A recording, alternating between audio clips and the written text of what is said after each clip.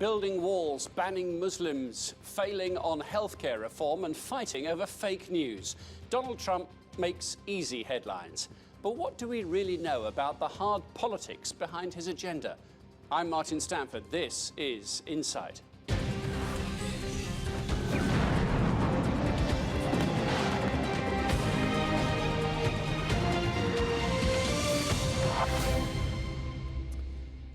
Welcome to Insight. He's promised to build walls, he's banned flights, battled the media and lost his first fight over healthcare reform. Nearly 70 days into Donald Trump's presidency, the populist politics and attention-grabbing announcements have been non-stop. But away from the early morning tweets about fake news and making America great, how much have we learned about the political agenda behind the populist headlines? Insight senior correspondent Dana Lewis has been investigating. I was elected to change our broken and dangerous system and thinking in government that has weakened and endangered our country and left our people defenseless. When President Trump speaks about a broken system and his agenda to fix it, what is he talking about?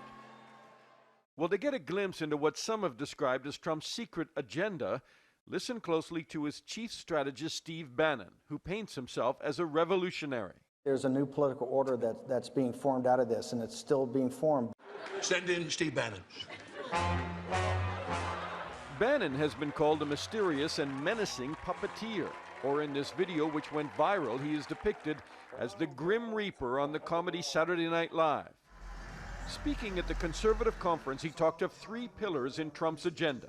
I kind of break it out into three verticals or three buckets. The first is kind of national security and sovereignty, and that's your intelligence, the Defense Department, Homeland Security. The second line of work is what I refer to as economic nationalism. The third, broadly, line of work is what is deconstruction of the administrative state. Deconstruction of what? Well, in Bannon's world, the administrative state includes agencies like the Environmental Protection Agency, which challenges Trump's notion global warming is a hoax. In Trump's proposed budget, the EPA is slashed by 30%. And while we've been distracted by Trump's Twitter account, he has quietly introduced 2,000 bills to Congress. Let me say that again. 2,000 bills to, among other things, do away with the Education Department and social programs like soup kitchens for the hungry. We are done. Chief among those, Obamacare, and the Republicans themselves can't seem to agree if Trump is really replacing it or just modifying it. Well, I think he wants a conservative revolution, and he wants a change in values that pervade the the executive branch. And we're going to see it with the budget. I mean, they're basically going to want to clean out the bureaucracy. It's not a bad idea. It is very hard for a Republican president to govern, because the people that work in the bureaucracy have an investment in government that are naturally liberal and democratic and so forth. He is also deconstructing financial regulations. No wonder the stock market hit new heights. Well, what is the danger? You know, Wall Street needs regulation because otherwise, about every 7 to 10 years, they crash the global economy. No, it's interesting. Trump and his spokesman, Sean Spicer, of course, see the press as potholes blocking their agenda. You guys continue to fall back on these anonymous sources and perpetuate a false narrative. Another chapter is increasing defense spending, but radically cutting the State Department. Hard power gaining over soft. Somewhere in his imagination, he has no problem with wars. And so he's tooling up America, retooling up America to fight wars. I don't think there's any doubt about that. The Trump administration also sees intelligence agencies, the FBI and NSA, as part of the administrative state and further labels them part of the deep state. That's a conspiracy theory among some Republicans that there's an effort by career government employees to influence American policy without regard for its democratically elected leadership. At Senate hearings into whether Russia influenced the U.S. election, the FBI revealed it was investigating possible ties between Trump associates and the Kremlin. It said there has been no wiretapping of Trump by President Obama. But the Republicans only focused their questioning on intelligence leaks to the media. I find it hard to justify any classified information that is leaked. And I hope you find those guys, and I hope you crack them on the head. Oh, by the way, it's also a felony punishable by up to 10 years. So how would you begin your investigation, assuming for the sake of argument that a U.S. citizen's name appeared in the Washington Post and the New York Times unlawfully? So Trump and Bannon see the administrative state as the enemy, and its demise a key in deconstruction of the bureaucracy. They're also trying to dismantle checks and balances on the presidency. Ones which may make all the difference between democracy and what some have described as dictatorship. I'm Dana Lewis reporting for Insight. To discuss that further, I'm joined by Marin, who is a reporter for Newsweek, a magazine that specializes in international politics. Marin, if it's possible to get beyond all the shrieking headlines and the farce and the melodrama of the end of last week with the healthcare, if we look 4 years into the future, what do you think a Trump administration will have achieved? I mean, that's the big question, isn't it? And I mean, with all that's going on, it should be said, with the Russia investigation and so on, there is a big question about whether there will be a Trump administration. Yeah, I appreciate that, and we can talk about that in a minute. But if we park that for a moment as well, and away from the healthcare, is there a sort of driving mantra, do you think, between Steve Bannon, who we saw in the film, and Donald Trump, of how they would like to reshape America?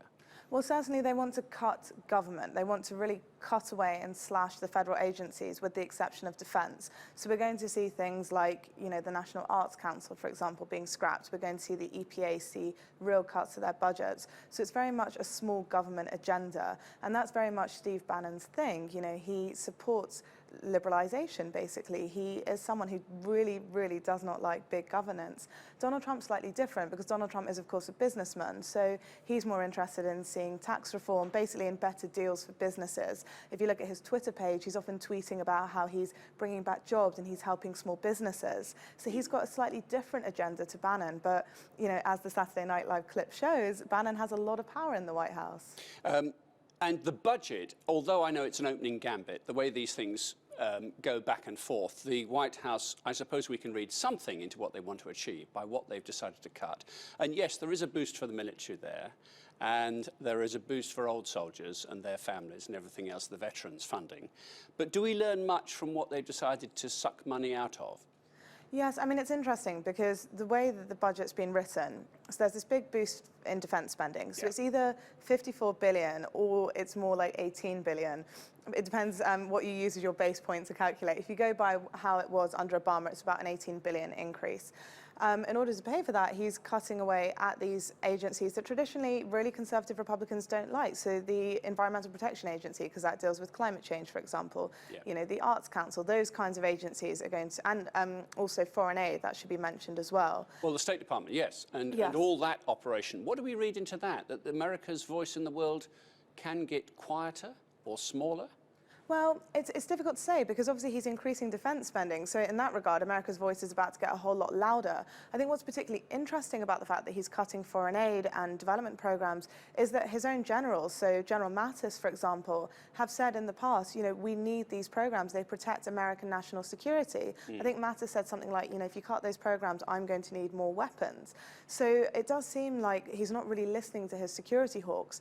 What's also interesting in that budget, though, is he hasn't cut programs such as Medicare and Medicaid, I think because he is aware that that would be really unpopular. And that's kind of a debate that we've seen recently when they tried to bring in Trump care and scrap Obamacare.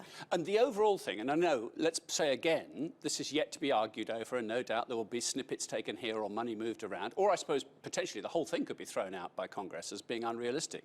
But let's go with the document we have on the budget. It doesn't actually slash much off the deficit each year, let alone the multi-trillion-dollar debt mountain which America has. And you'd have thought that somebody like Steve Bannon and Donald Trump would want to attack that. You would have thought, but the budget seems to be much more about balancing. So it's sort of, you know, we're going to spend X on the military and we're going to fund it by cutting Y from over here.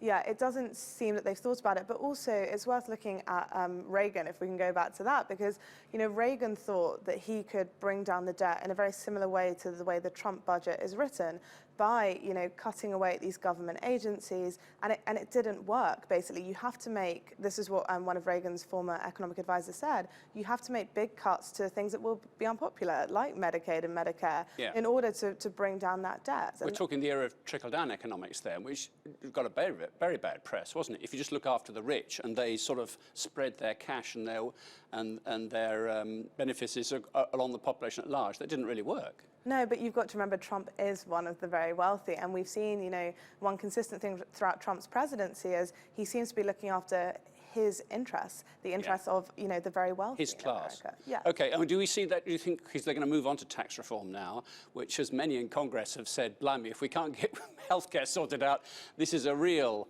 can of worms to try and grasp. What do you think are the fundamental drivers there? What does he want to achieve in tax reform? Well, it's basically giving preferential rates for businesses. But I mean, I was speaking to someone about this earlier today who was saying it would be unwise for Trump to suddenly pivot to tax reforms because, you know, the Republican Party is split at the moment. You've got sort of the Freedom Caucus lot who was, you know, quite right-wing. Then you've got the more moderate Republicans. And there are disagreements, basically, about how to bring about tax reform. And Trump needs a win more than anything after the loss of healthcare. So it'd be more sensible for him to, you know, work on something, say, like deregulation, which he could achieve rather than going into tax reform, because that is a very knotty area. And also they will face significant opposition from the Democrats. See, it raises the question, he's not actually a Republican in the sense, does he? He didn't come up through the Republican ranks. He hasn't had his Republican political nose dented a few times through the normal route, you know, either as a senator or serving in office, I don't know, as a governor or something. So there's going to be this disconnect, isn't there, between the presidency and the White House and the Republican Party? Absolutely, and it was something that was said, you know, during the healthcare debates, that Trump sees himself as a deal maker. You know, he's the author of The Art of the Deal, and he thought he could say, push this bill through, and has suddenly realised that's not how it works. It's not like going into a boardroom and saying, this is how we're going to do things. He expected his own side to back him, didn't he? And all these, the Freedom Caucus guys just to collapse? I mean, I think he was so wrong. I think he also thought, I'm the president, so everyone is going to do what I say. But I mean, yeah, he was wrong, and he's realised now, you know, the deep fissures within his party is going to make it very difficult for him to push forward certain policies. So you'd think he's going to go for a small, almost boring win on some relatively small issue next as a strategic play? I don't think he'll do that. As I said, maybe he should do it, but you don't think he will. Do that, yeah. He'll just go all out. All right. Well, we'll talk about that and the message of how he still communicates with the electorate at large when our programme continues. When Insight continues in just a moment, we'll ask who's got more to lose in Trump's battle with the media.